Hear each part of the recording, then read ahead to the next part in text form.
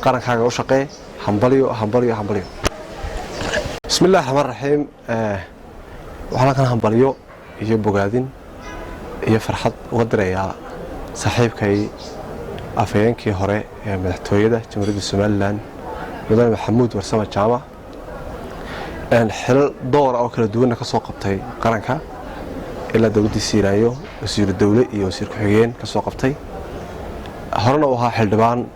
laga doorto mataqaanay degmada Ceerigaabo una tartamay runtii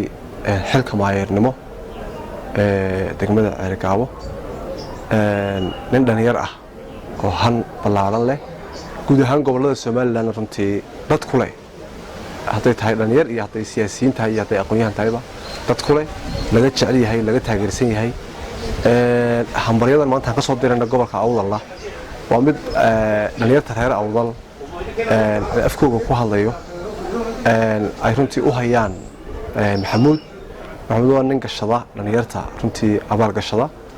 waa nin isku xidha gobolada dhammaan Jamhuuriyadda Soomaaliland oo dhan waa nin hore u socda waa nin hal leh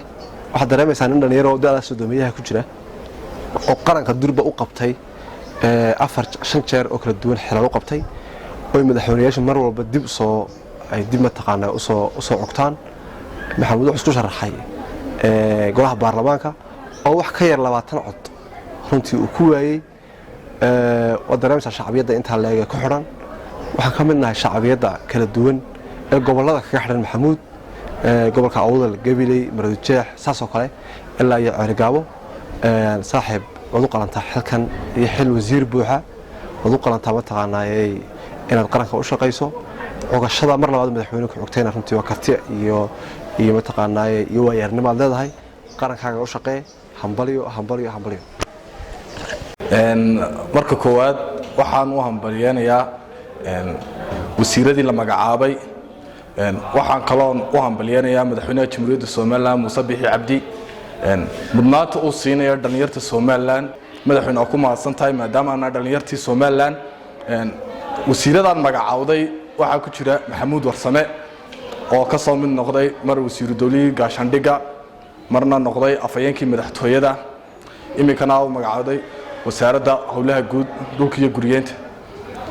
aad iyo aad ayaan ugu faraxsanahay waxa kale oo ku jira Dr. Buuxane ayaa ku jira Dr. gobolka Awdal ku qaaliyo weeyaan waxa kale oo ku jira halkan oo maanta magacaawday macallin Saciid Habane oo ah macalinkaygii secondary-gii Shacal Jawaar ilaa jaamacadda Amuud noo soo dhigay aad iyo aad ayaa madaxweyne kugu hambaliyeenayaa magacaabidaas iyo mudnaantaas dadka munaasabka siinaysa